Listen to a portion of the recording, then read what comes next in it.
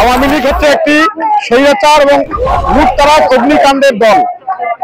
1971 সালে মুক্তিযুদ্ধ করেছে এই দেশের কৃষক শ্রমিক জনতা। এই মুক্তিযুদ্ধের অর্জনটাকে আওয়ামী লীগ শেষ সময় এসে হাইজ্যাক করে নিয়ে তারা বলেছে আমরা মুক্তিযুদ্ধ সাপেক্ষে শক্তি। আসলে আওয়ামী লীগ মুক্তিযুদ্ধ শেখ পরিবারের, হাসিনা পরিবারের, শেখ মুজিবের পরিবারের কেউ ওই দিন মুক্তিযুদ্ধ করেনি। সাধারণ মানুষ সেদিন মুক্তিযুদ্ধ করে অর্জন করেছে।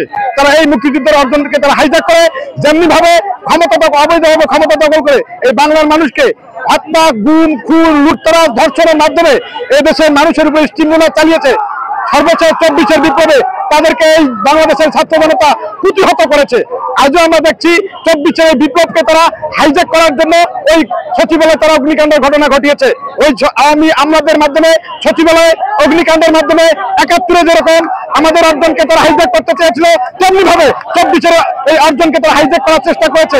আমরা এই অন্তর্বর্তীকালীন সরকারকে বলবো অবিলম্বে আওয়ামী দোষকদের, আওয়ামী আমলাদের চেয়ার থেকে উৎখাত করে সেখানে দেশপ্রেমিক জনগণ এবং দেশপ্রেমিক দায়িত্বশীলকে বসানোর আহ্বান জানাচ্ছি।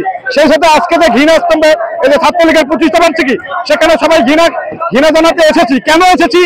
ছাত্রলীগ আমরা দেখেছি ওই জগন্নাথ বিশ্ববিদ্যালয়ের সামনে বিশ্বজিৎকে কিভাবে নির্মমভাবে কুপিয়ে হত্যা করেছে। আমরা দেখেছি জাহাঙ্গীরনগর বিশ্ববিদ্যালয়ে কিভাবে তারা ধর্ষণ করে সেঞ্চুরি করেছে। আমরা এই দৃশ্যগুলো দেখে দেশের জনগণ কোনোভাবে স্থির থাকতে পারেনি। তাই এইরকম একজন ধর্ষণ লীগ, এইরকম একজন মানুষ হত্যাকারী লীগ এই বাংলার মাটিতে থাকবে, এটা মানুষ চায় না। আমরা এটাকে ঘৃণা জানাই।